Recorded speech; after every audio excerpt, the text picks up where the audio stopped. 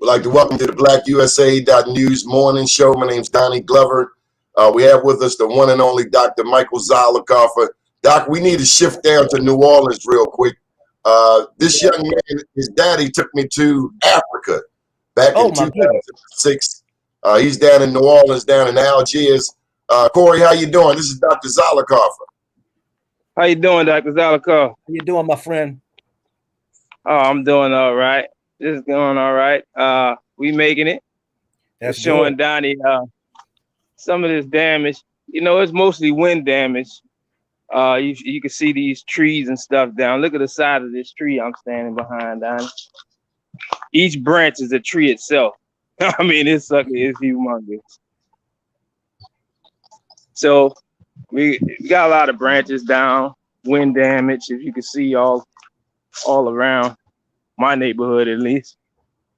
This house here that this tree is in front of is a historic house from like the early 1800s. You know, our neighborhood down there, most of these houses, 300-400-year-old houses. And we right here on the river, which wasn't a problem at all. The rain wasn't a problem. The wind was the true story. The wind, I mean, it tore some houses up. I'm walking up the street here to the actual river where you can see the Mississippi River. It's like 2 blocks from my house, but it's the same story all around. You know, everything is debris pickup. We have no lights. They saying that the lights won't be on maybe a month. So it's a mass scramble for gasoline. All of the gas stations are out of gas right now. There's people who've been sitting out there since early this morning waiting on gas since last night. And they sitting in front of gas stations that don't have gas. Just thinking that a truck might pull up and fill them up and they'd be first in line, you know? The response team's been really good. The noise you hear in the background is generators, people who are running off of generators. So that's the scramble for gas. Those and the people who are trying to get out of town, you know. But the response team for is help. All of the service buildings, like the senior citizen buildings, most of those places are open and running, giving away food, ice, and other things that people may need. There are even people. One of the places down here is exchanging oxygen tanks for the older people who are on oxygen, and they can bring their old tanks and get new tanks. Okay, we have the government. They brought the National Guard in to protect the stores. In front of a lot of the stores, you see soldiers with M16s in front of the big chain stores. You know what I mean? Some of the local corner stores are open, and they're giving out food. You know, most of it's just debris, people picking up their debris, trees down, trees split in half, big old trees completely split in half and land on one side of the street, and the other side of the tree just standing straight in the air, missing houses by inches, man. It's unbelievable how many houses were spared and how many trees are ripped completely up out of the ground. I mean, when I say trees, it's not small trees, man. It's massive. Unbelievable. You wouldn't believe what's really going on for how powerful the wind is. I'm gonna show you this house right here. This thing was a 2-story house, like this one behind me with the balcony and stuff. Now watch when you see this one. This that looks like a gate is not a gate. That's the balcony from upstairs. You see that house? Flattened like a pancake. Big 2-story house, man. It still have the markings from Katrina, those orange markings and stuff. Yeah. So this is what you know, everybody else seemed to fare out a little better. We have a lot of fences down. Home Depot did open up for a small second and allow people to get stuff in. The grocery stores are open. Just to give you a reference of where I'm at, this is the Mississippi River behind me. That's the city right there. You can see the whole city. See what I'm saying? Trees. Corey, See how that tree is split? Can you tell me about what? Can you tell me about people working together there? You said that. Oh man, yeah, it's unbelievable. It's an old British couple that lives across the street from me. They knew that I was conserving my gas, and God bring me a 5-gallon gallon of gas and said, look, I just keep this on reserve. I don't need it. I got Tesla batteries on the house and solar panels. You can have this. As you walk down the street, people are barbecuing and cooking, and they inviting you in, you know, come on over. We got food. We got drinks. There's people saying, hey, I got my generator. I got an extension cord on my front porch. If y'all need to charge in y'all devices, just come on over and plug them up. It's on the porch. So we got a lot, you know, people are in good spirit, man, for the most part, working together. You know, there's always going to be a few knuckleheads out there acting up at the gas pumps. But, hey, when they out of gas, they out of gas. There's nothing you can do. If somebody's in front of you in line, they got that before you. Wait your turn, you know. Now, Corey, you have a restaurant. Other than that, man, you can't do that. You have my restaurant, man. My fence is down around my restaurant. Well, halfway down on both sides. My courtyard side, the fence is down, and my outdoor cooking side, the fence is down. So I'm gonna have to do some repairs, but you know, with the winds, man, it's to be expected. I've sat back and recorded, and Donnie, I'm gonna send you the recording of this. The wind worked on my awning on the front of the house. Man, you would think it was somebody out there with a crowbar. It just worked on it and worked on it. I thought, man, this thing is strong enough to where it's gonna withstand. It worked on it till it found one weak part, crimped it in the middle. That sucker was gone, man. It was amazing. I had to tie it with a belt. I went out there and tied it with a belt to my railing. I didn't want it to fly down the street and smash any cars or anything, you know. And surprisingly, the belt helped it and held it until the morning. So that worked. But people are in good spirits, man. These are New Orleans, man. There's a hurricane. They making it into a party, man. So many people barbecuing and cooking out, and I guess that, you know, a lot of times when this happens, you got to get rid of the stuff that's in your refrigerator. You know what I mean? So they got all their meats and all the stuff they don't want to go bad, the stuff that they can't save, they cook it, you know. So it's a lot of that. We wish you the absolute best. Thank you for taking time, and we pray your strength. I'm a phone call away. I don't know what I can do. I can pray. I can send you something, but we're gonna do whatever we got to do to keep you going. Yes, sir. I appreciate it, bro. We good for now. Hopefully it stay that way. Yes, sir. Mm-hmm. Thank you again for your time. Appreciate it.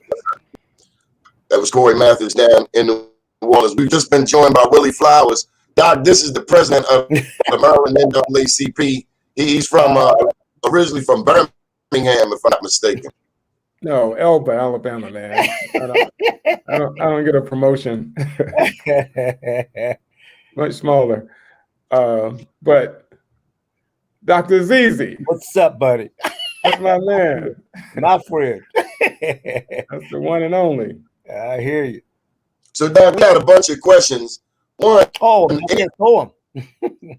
number one, the mental health. I know you're a physician, you're a doctor.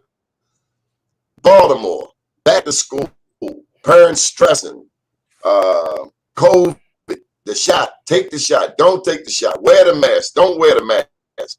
Mm-hmm. Any thoughts on our mental health? Mental health is in a deplorable state. Your mental health was deplorable before the pandemic. When you live in a city with 300 murders, You can't have but a deplorable mental status. Then you throw confusion in the equation. Now, I've said this before when I was on the show talking about the COVID. The biggest problem with us all is that we never got the communication, the discussion on a national sort of standard that can help you navigate. It is very crucial when we talk about mental health right now. Just think about what I used to talk about. When you go into a hospital, sick and about to die, and somebody removes your support system, your chance of dying exponentially increases. No one should have ever let people be alone. And when you're alone, you deal with this deep apathy, this deep loneliness, this lack of drive. You almost say, I give up. What we have now, and take that is a key issue. Take that and put it down here with the kids now. You're looking at go back to school. I'm scared I'm gonna get COVID. People are blaming teachers if somebody gets COVID. So we got all of these different things going on in different levels that continue to degrade you down mentally. I had a mom in there crying yesterday because the daycare said you can't come back till you're COVID negative. So they're going to repeat another COVID test. We could be doing COVID tests for the next 3 weeks and it still could be positive, but the kid may or may not have any point of spreading it. So we have a great despair, primarily because we have too many sort of satellites of communication that are just not giving us what we need. And that's why I told you in this office, I did it my way. I let people come in. I let people be here. I let people walk in without sitting in cars. I never social distance. I never did anything but do exactly what I did pre-pandemic other than wearing a mask. Wearing a mask. It was what a good story to emphasize what you said last week. I had a family of 3. Nobody would see them. All COVID positive. Mother, 104 fever. Came in short of breath. And I've told people, come in and let me treat you. I don't run from COVID, I bring it to me. And so I said, come here, let me see you. And somebody said, took me up on it and brought them in, took care of them, got them back. Nobody was hospitalized. We navigated. But the most important thing, when I went in the room, I hugged everybody. I said, you touched us? We COVID positive. I said, baby, I got a mask and you need a hug because you're in a fight for your life. What I'm trying to get people to understand, you cannot continue to navigate medicine and this society without giving people a touch, a feel. And we got to watch what we do. And we've done a deplorable job on some of that. Come on, Willie. That's why I called you. I knew this was going to be my mind-blowing interview. Hey, all I can say about Dr. Z, man, you know he's a second-generation physician, and that's a big deal to talk about in Baltimore and in the Black community anywhere. And my experience with him, he was my wife's pediatrician. He's my son's pediatrician.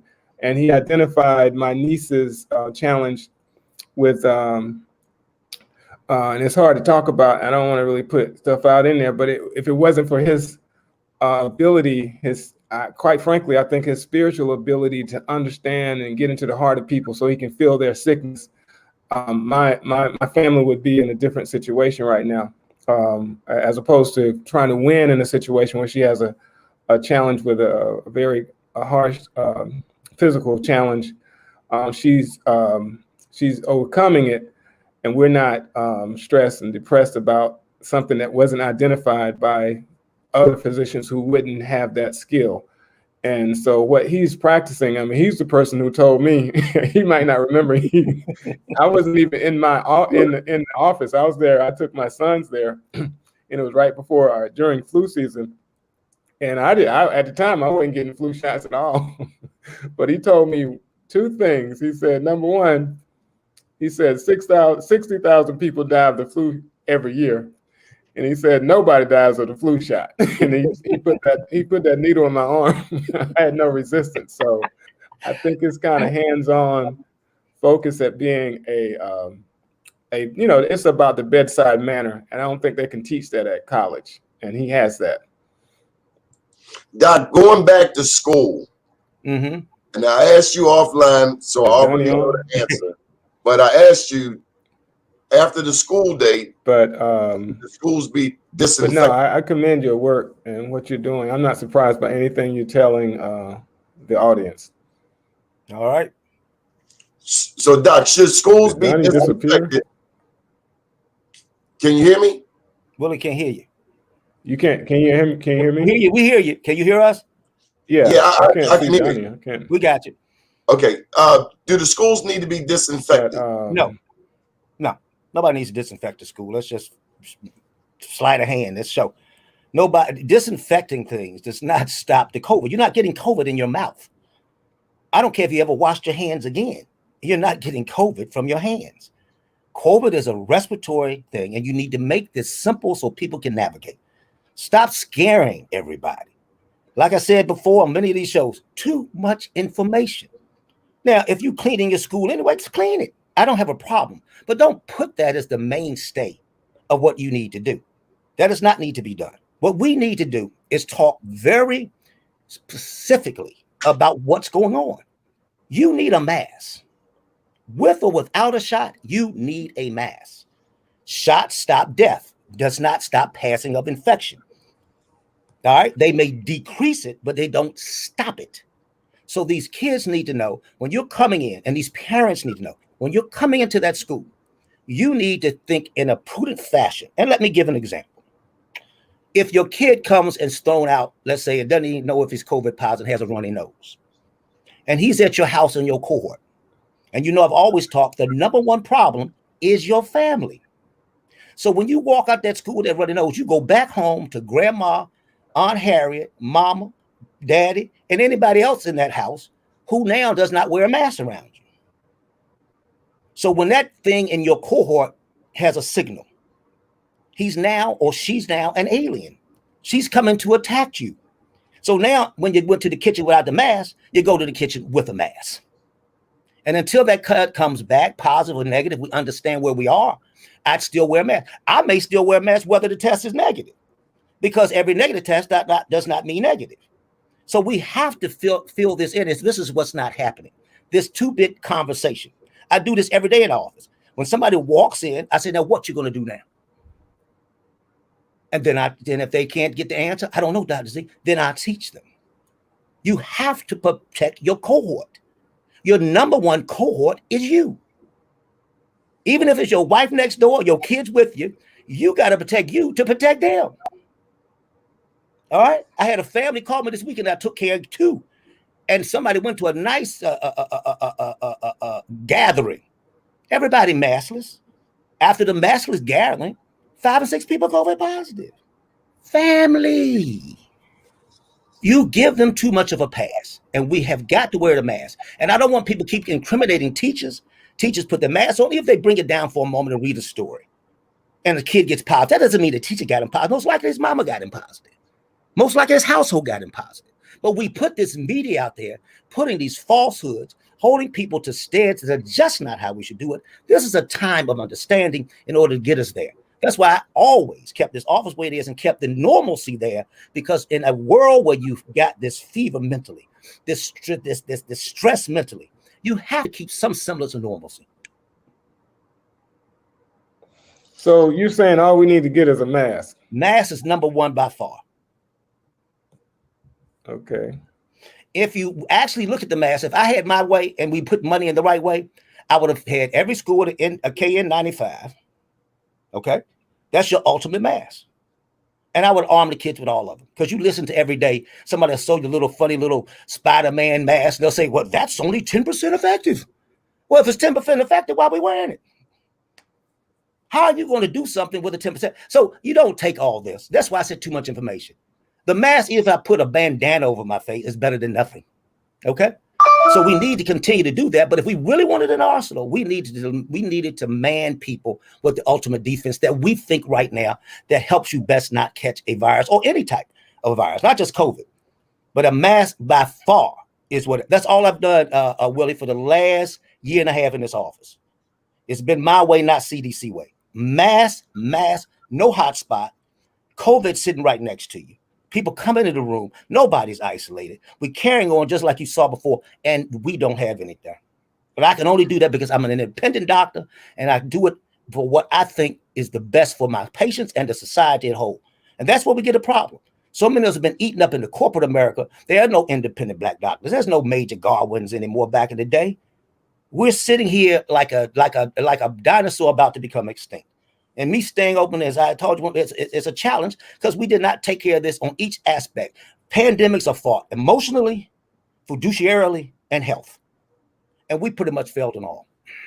Can you speak to the reduction of the common cold? The common cold is non-existent right now if you wear a mask. Flu is non-existent. You go back and last year, look up your flu numbers that you so well talked about, the 65,000 back in the day.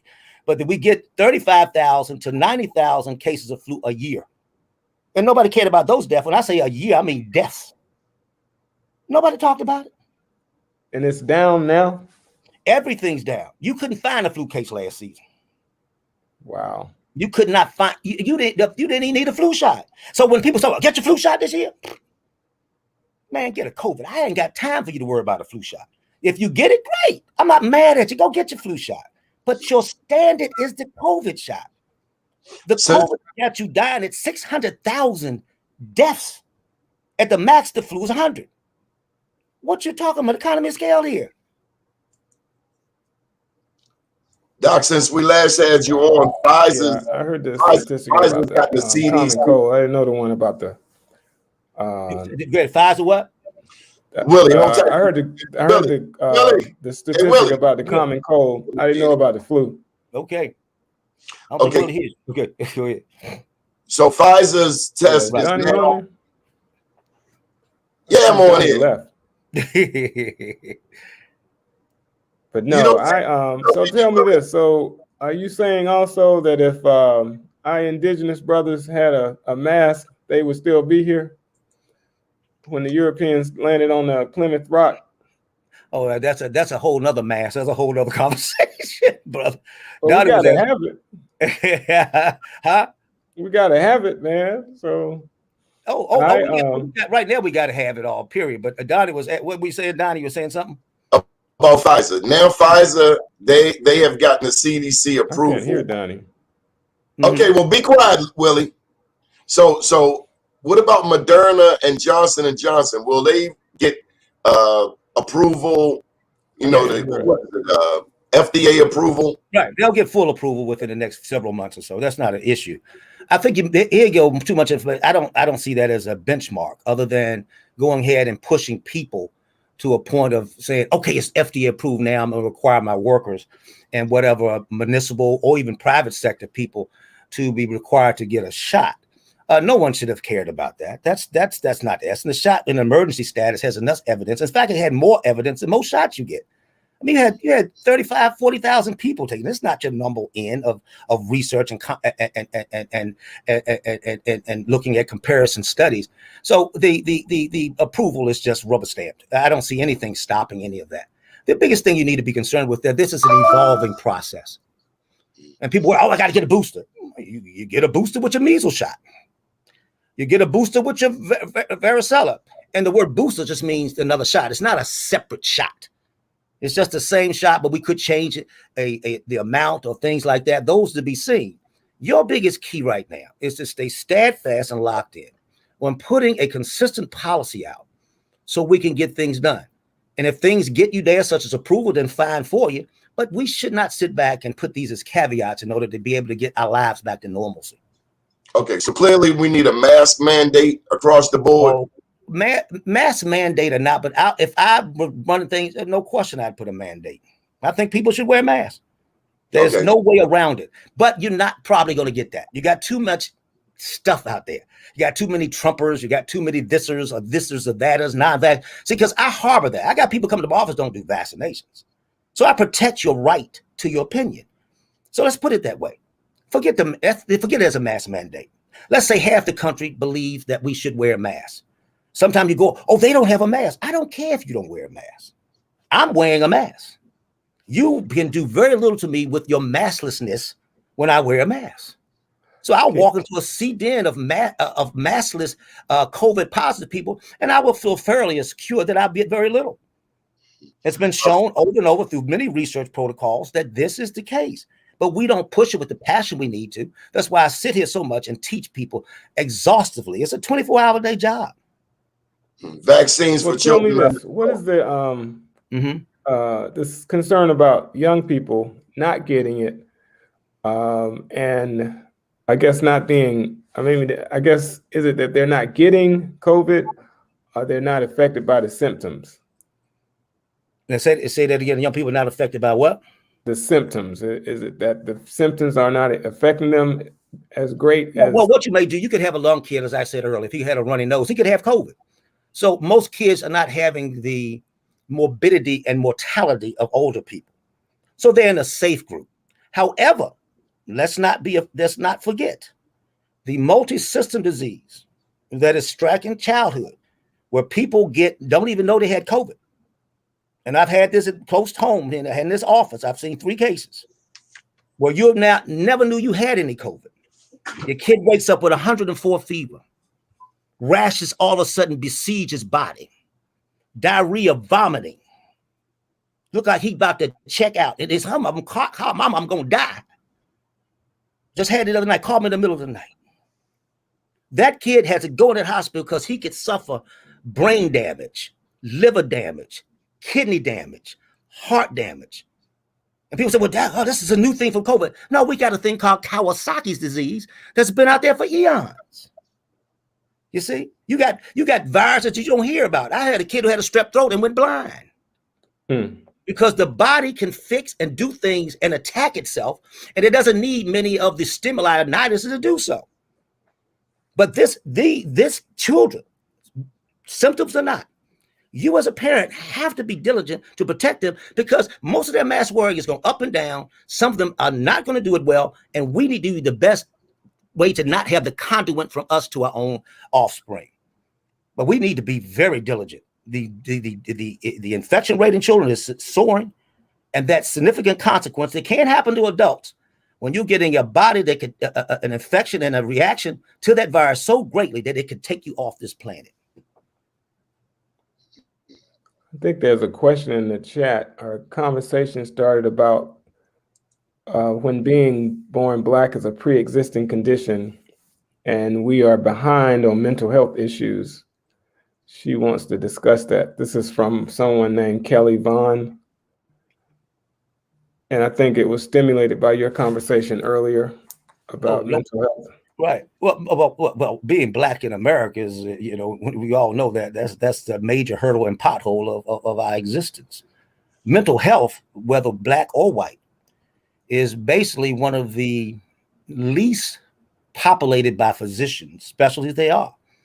The mental health of this society is probably at its pinnacle.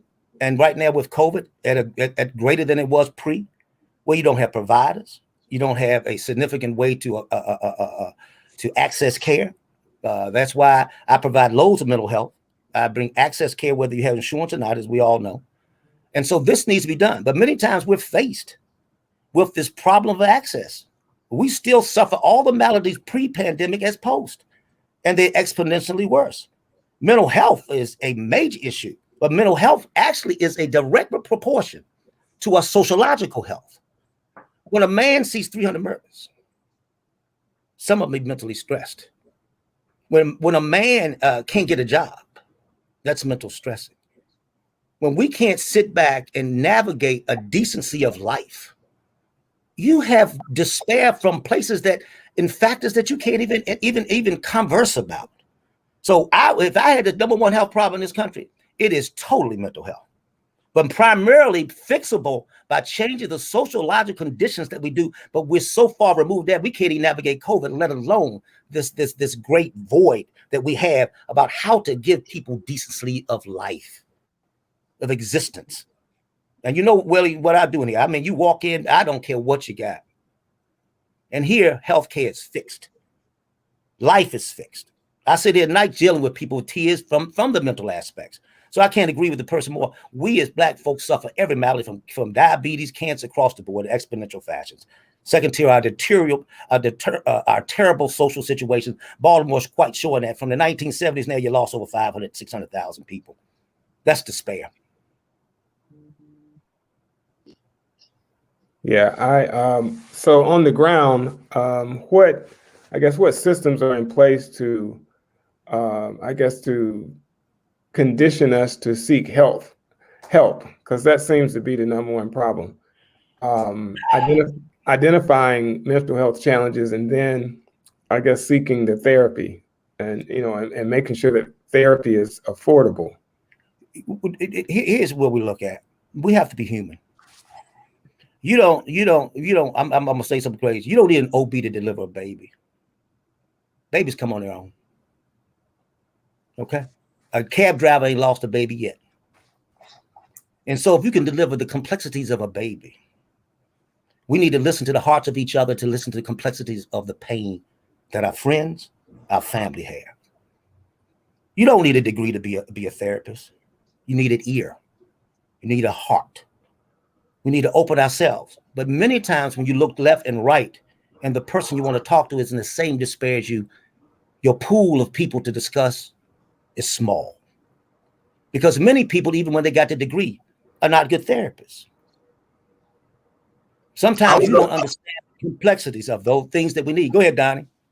I was always taught that if my therapist doesn't have a therapist, get a new therapist. That's because probably therapy took home for it. Because it's a tremendous burden. But we have to open ourselves to be at the grassroots of helping and caring and not judging.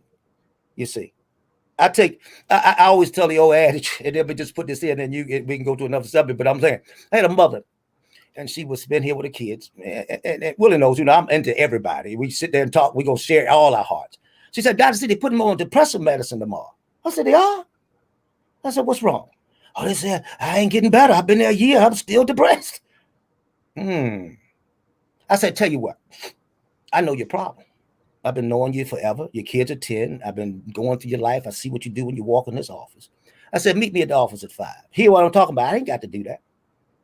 I ain't looking for a dime. I don't have to touch her. I said, meet me at 5. Because I know how to fix you in 5 minutes. She said, it's been a year. I said, because they don't know your heart. They don't know your family like I do. I know generations. I know everything about you. Just meet me at 5. So she comes on in at 5. I said, here I am, Dr. Z. I said, let me sit here. Let me tell you something. Don't you say a word. Because I'm going to tell you your cure right now. You come in every day. You don't want to go home when you bring the children. You look like you're just going to have the highest anxiety when you get home. I said, you know the main problem? It's something in your house. She said, what is it? I said, it's your husband. Divorce him. Whoa. Oh, yes. I'm going to hit you hard. Guess what? You're here today, and every time she walks in, she smiles. That was the best damn advice anybody gave me. And I'm not breaking down marriage. I'm trying to be honest. And when I say, when a therapist starts working about Sigmund Freud and the DSM-5, then you lose the key factors of life. People suffer 99, I'll be honest, I would say close to 90% of mental despair because of the conditions in which they house themselves in. And then we're not honest enough to talk. I got grandmothers that come in bringing me their grandchildren. And they don't mind because they know I'm real. I said, where's his mother? Oh, she's strung out on drugs and I ain't told about it. Oh, no, you're going to tell him. You're going to walk her where her little drug addict laying in the gutter mom is, and you show her the child reality. And let me ask you a question, Grandma. Who was your daughter's mother? I was. And let me ask a question. What makes you think you could do better this time? And she looks at me, and I have never, ever once, she looked at me and said, thank you. Because you're honest, and that's why I walked into this office. To learn how I take on the charge of raising my grandchild with an honesty of what I need to come in and confront myself with. And what I'm saying, Donnie, we keep lying to everybody. Life is a pain. Life is suffrage in itself. And many times we don't look at our brother, whether it's black, white, or indifferent. It doesn't make a difference. Because black folk don't have a credit card or the Trump card to help despair. We are in despair. But many times we step on our same brother in the same way that anybody white would do. And we need to look at ourselves and bring ourselves to a degree of talking with honesty and to change some of the traumas that go in our lives. I got at you when it comes to another discussion that was started about the mask mandate. I think you talked about it, but maybe he was not there. What is your view on the mask mandate for schools specifically? The mask mandate should be steadfast through every school there is. There's no way around a thing that's killed 600,000 plus people and growing at an exponential rate that you can avoid wearing a mask. There's just no way around it. Now you can be around it and you just accept more deaths. That's it. We talked about the multi-system disease of childhood and the things that happen, inflammatory disease of childhood. We've talked about all that. So we have a great morbidity and mortality rate in children. You need to protect them. And your number one protector is stops Delta, Lambda, Phi, Beta, Sigma, Alpha, whatever it wants to give you. The mask will stop everything. I don't care what variant you bring me. The shot will weaken. The mask stands tall. Any thoughts on Asia? And the next question was about a vaccine. Is a vaccine needed for children under 12? It will be needed. You need to have a vaccine down to 6 months of age, which we'll soon get to. It will probably go down 12 to 5, and then we're working from there. But yes, the vaccine should be done. It should be out within the next 6 months or so, or sooner. But until then, doesn't make a difference. Wear the mask. You're highly protected. Highly protected. Go ahead, Donnie. You had said something. Go ahead. What were you saying? Asia. It seems as though the Asians have they are better at wearing the mask. Right. They've had more experience. We need to catch up as a country. No question. I mean, again, you're talking about culture. As I said in many shows, culture is the first thing when we are born that brainwashes us. If you're a black man born in America, you act like a black man born in America. But if I put your black American behind him and you're born in Japan, you'll be Japanese. You got me? Just one moment of culture change, I can change your whole way of moving, your whole way of thinking. So people don't understand the power of the culture, the power of what you accept from the culture. And so now you go to Asian countries who have smog, infections, have done with SARS and many other little minor epidemics, etc. Hey man, throw a mask on them, man. That don't mean nothing to them. They keep on rolling. We have to be in this country of the free. And so we think then everything gives us the right to just be ignorant. It does not give us the right to be ignorant. It gives us the right to seek freedom of knowledge, do the best we can, and then we take it from there. But we definitely need to take an example from the Asians that put these masks on and get our lives together. And I still go back, we still need to communicate. This is a lack of central communication that needs to be fixed. And I'm doing the best I can with many of the things that I'm doing, from the TV shows for the health department, getting us black, getting us vaccinated, which has helped tremendously. People call me all the day. So all you doctors say, I'm going to get no goddamn shot till you said it. And even if it's just one I change, guess what? It's one more than would have. And if I can change people to protect their children, and check their home cohort, their grandparents, their elderly, then that's why we're doing this show today. Doc, I got to get this one in here. Our elected officials, many of whom are black here in the city, here in the state, any words of encouragement, of advice for our black elected officials, and I particularly want to hone in on the mental health. We are hard on our politicians. I know I am. I hold them accountable. At the same time, I want us to be realistic about what we can expect from them, but we can't influence our elected officials. Well, when we talk about elected officials, they try to do the best they can, but I think sometimes we standardize ourselves so much into the glorified CDC as though they are the perpetual Wizard of Oz sitting where ready to give us every ingredient of fantasy, reality, and so forth. And I think we need to sometimes have a maverick. I have not seen maverick leadership. Maverick leadership says you go out the box and you see what we need. Some of our COVID policies were very detrimental to our business. Our mandates we didn't even adhere to. Where we were looking at one time getting 68 or 69% of people immunized. We trashed that. When you start looking at making decisions and then they waffle, it makes you wonder, where's the person with the intelligence? Where's the person with the knowledge? And I'm not saying people don't mean best, but sometimes best means taking an alternate viewpoint to look at things. And when you talk about mental health, such as people homeless in the streets, people have to understand that the main problem of inner cities with mental health was because back in the 60s and 70s, you decentralized the mental health. You took them out your Rosewoods. You took them out of your very central places that we used to have them.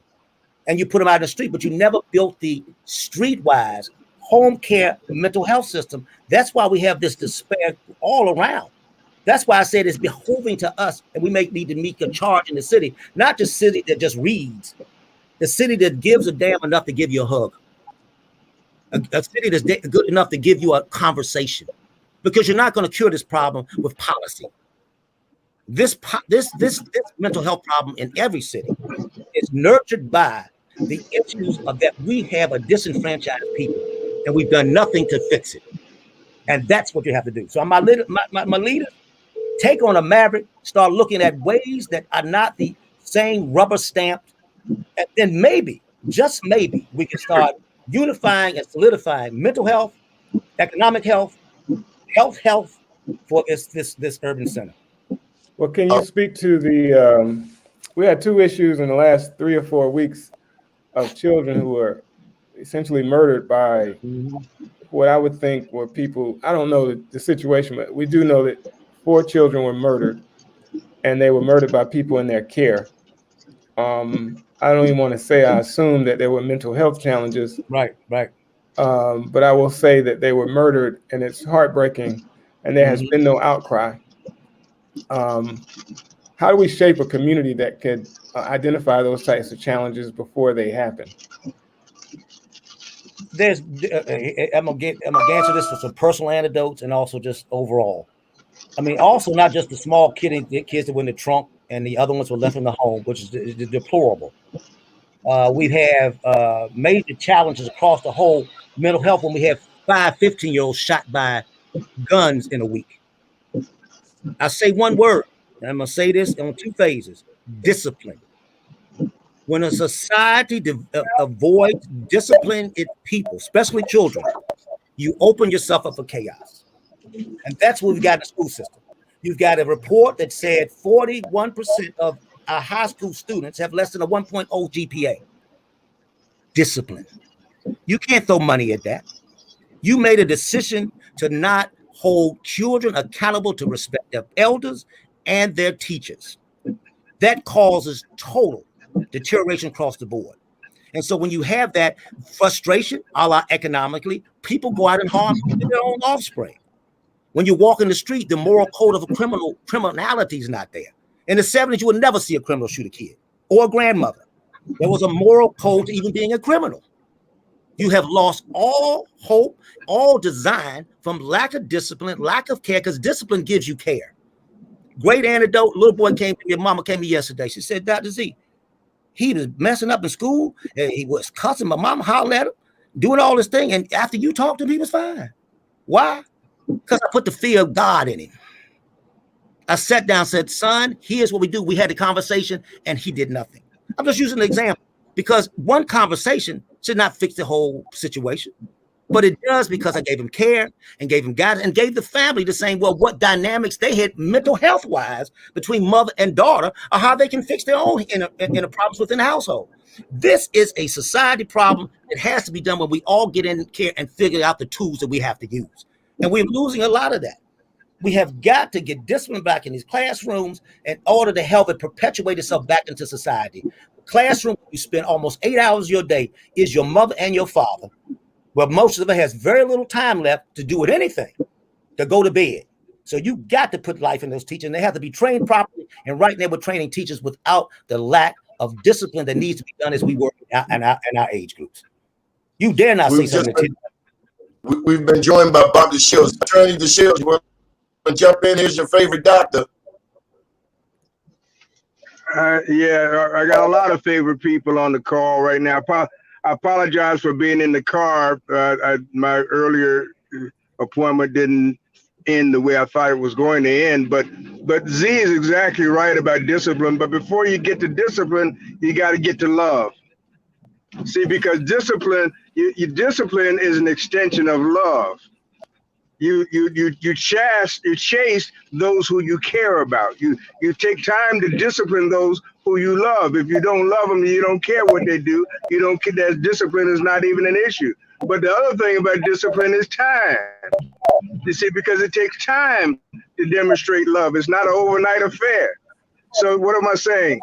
The government response to people supposedly not wanting to go to work in all the Republican states was to cut off benefits. No, the proper response was to increase the wages so that the people go to work can make enough to support their families.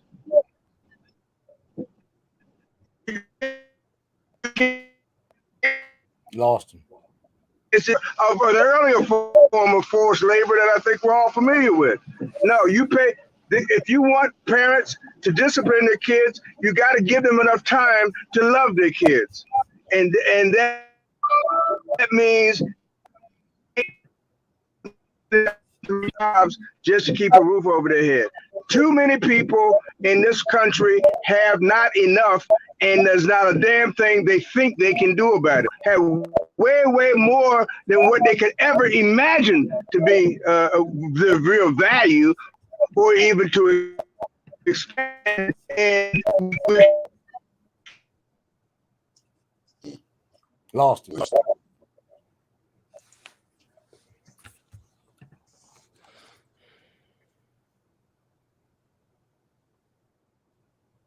So come on, Doc. He says love. You say discipline. Well, love, I mean, we basically said it earlier. Bob just didn't hear that comment. We talked about loving.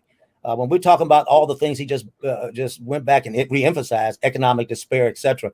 There's very little that we can love when we are in a situation of such a pothole that the climb up is so arduous and so difficult that nobody even attempts it. And so you sometimes will look at people call love just to go back and take your kids out of here.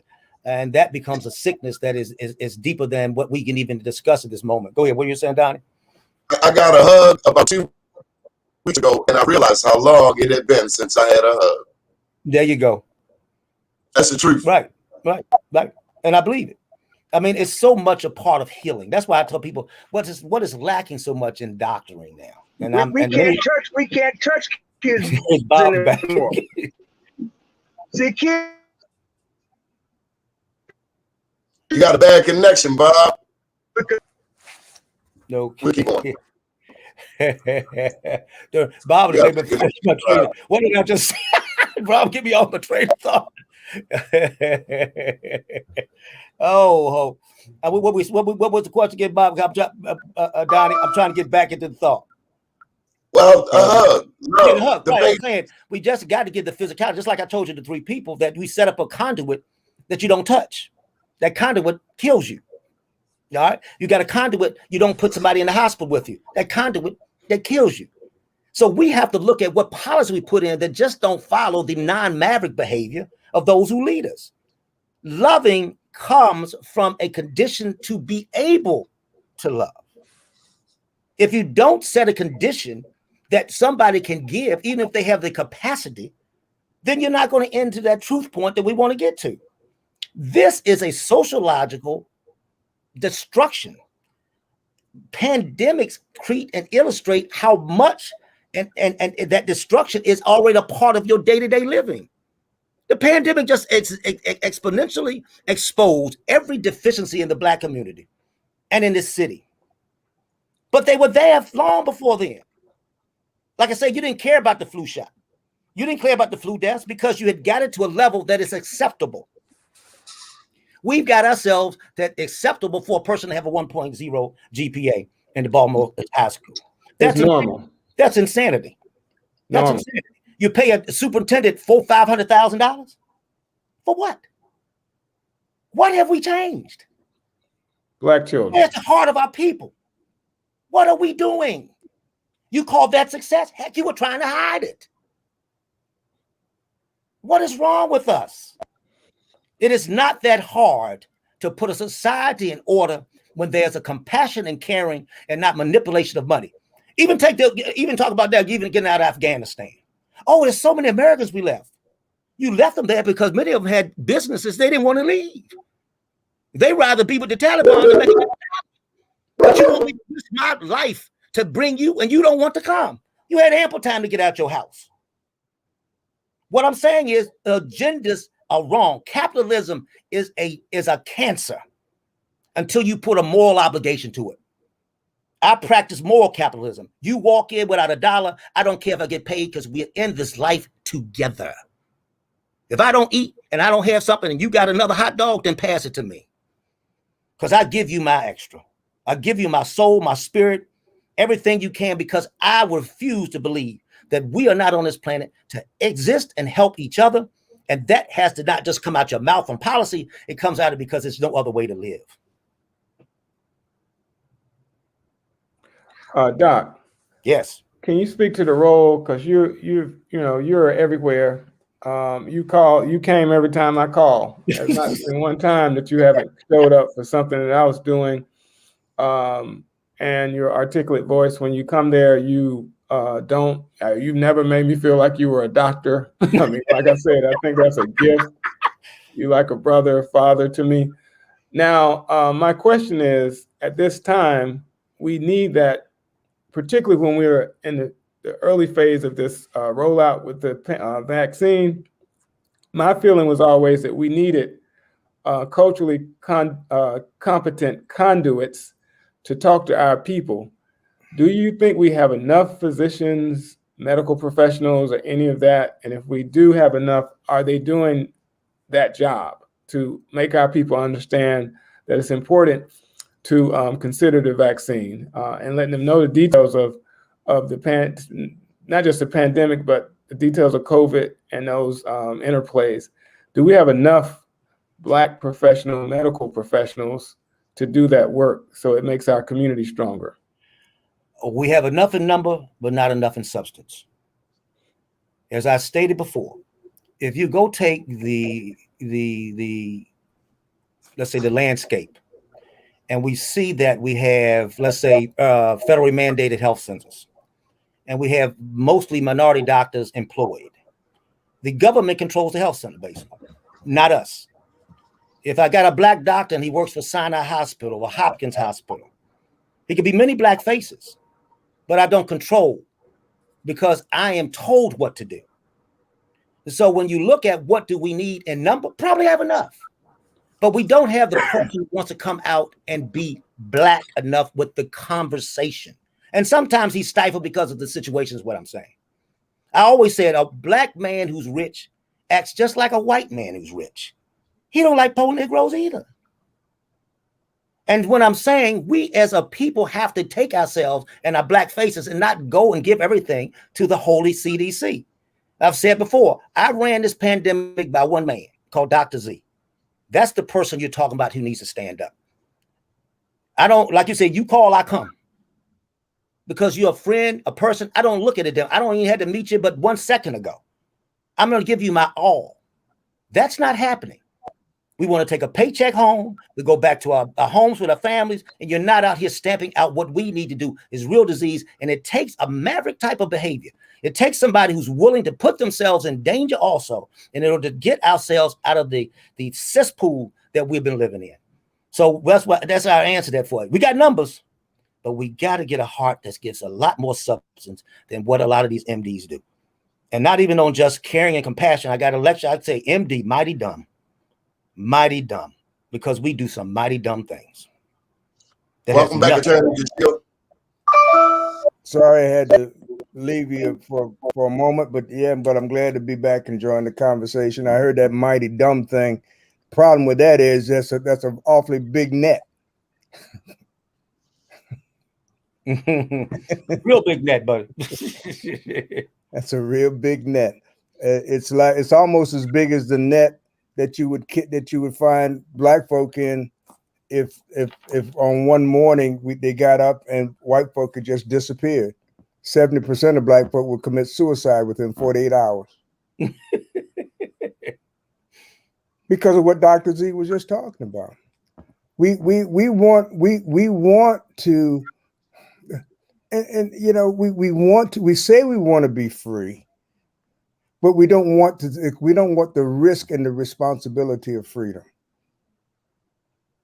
See, we say we want good leaders, but we don't want to take the time to train them as to what leadership really means. See, leadership is an extension of sacrifice.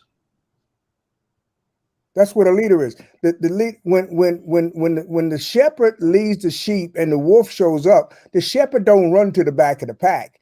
The shepherd runs toward the wolf. That's what the good shepherd does. See, we want our leaders only care about their leadership. They don't care about the sheep.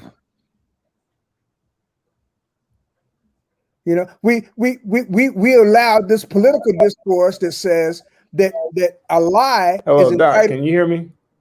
A lie is entitled to the same airtime as the truth. Well, Can you look, the major media all says, well, you know, it's the QAnon theories and they're all major theories. Well, you know, it's all a lie, the stolen election. And then they turn around and spend 20 minutes allowing the people who are telling the lie to retell it. If it's a lie, I don't need to hear it over and over again. You're not obligated to put a lie on the same stage with the truth. Because it's like me being in the courtroom and the other day in the trial, and I let the lawyer go on for 20 minutes asking a whole series of questions and getting answers that I knew had nothing to do with the case. I waited till they finished, and I said, Your Honor, I moved to strike. The judge said, strike it. Now he told the jury to disregard it. Now I know that people didn't forget what they just listened to for 20 minutes. But I wanted them to hear it so I could remind them what they weren't supposed to listen to at the end of the trial. That was strategic. But my point is this: you can't, if you allow people to keep saying the lie, unfortunately, too many people are going to believe the lie to be true. They're not going to believe the preface that you said. Remember now, what you're about to hear ain't true, but we're gonna play it for you anyway. Why? If it's a lie, why do I need to hear it?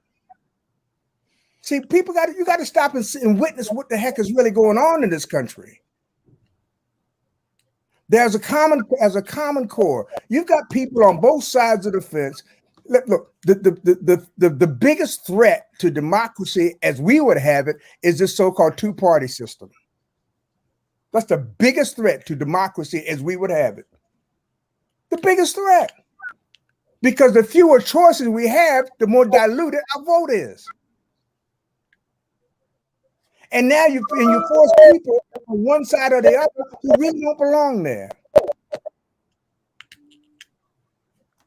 You don't have strange bedfellows or odd bedfellows. You got people sleeping on opposite ends of the bed.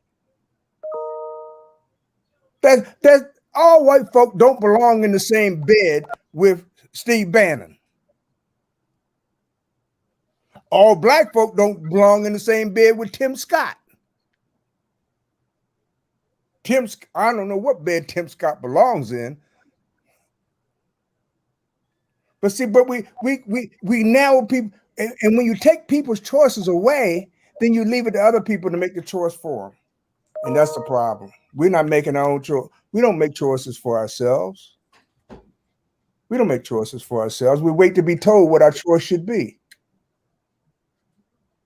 We wait to be told what our choice should be. We wait to be told who our leaders should be. We wait to be told how we should feel about this. We wait to be told what we should do next.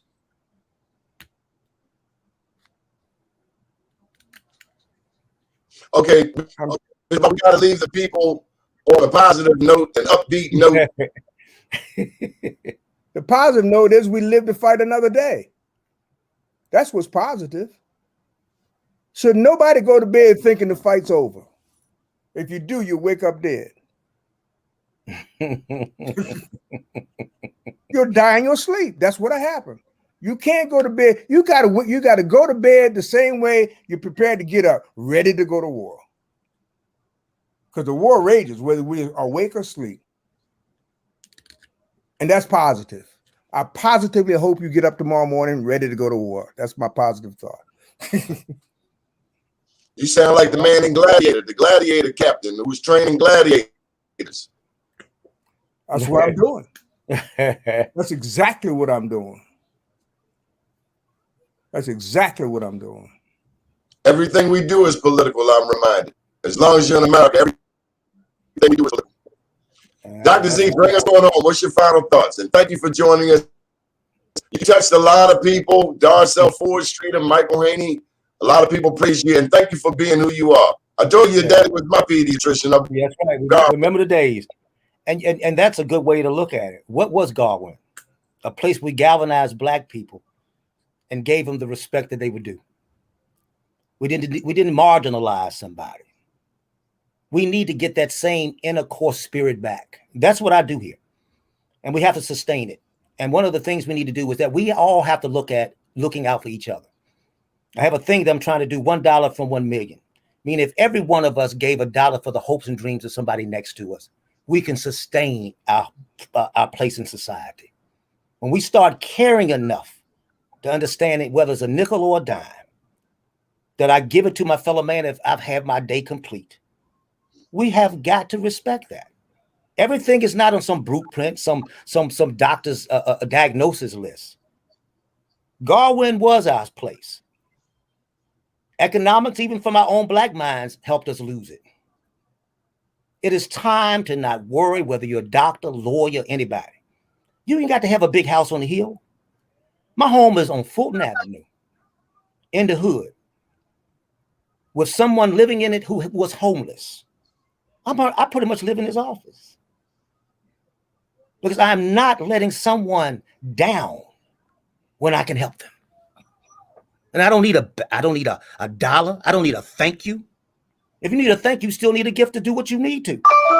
I will walk here naked, disenfranchised, and without anything, as long as the pain and suffering of the people are there, and we need to take that charge. Whether you're a doctor, anything, a everyday sister can give the life of $1 to the person they believe in, so he can then change with that subset of money the outcomes of what we sit here and talk about. So time is there for all of us. Hope is there for all of us. But you better let the maverick get to the top. Right now, just Bob told you, got leaders who want to lead and get themselves reelected and don't care anything about the flock. No, if you're a leader, you chase the wolf. You take him on. And if he slays me, I hope I got somebody deputized enough to go back and fill my backside. So that's my hope and dream for you. It ain't over, but it's going to come from the grassroots. We got to fight, people. And I'll lead your battle if you need it. Thank you, Dr. Z. Thank you for the love. Folks, you heard it from the master. Up to date, down tomorrow, do your day and everything will follow. Nothing to it but to do it. I got to do it, regardless of how I feel. I am somebody. There you go. I am my brother's keeper. Thank you, Dr. Z. Thank you, Attorney DeShields. Have a beautiful and powerful day. You got it, man. You got it.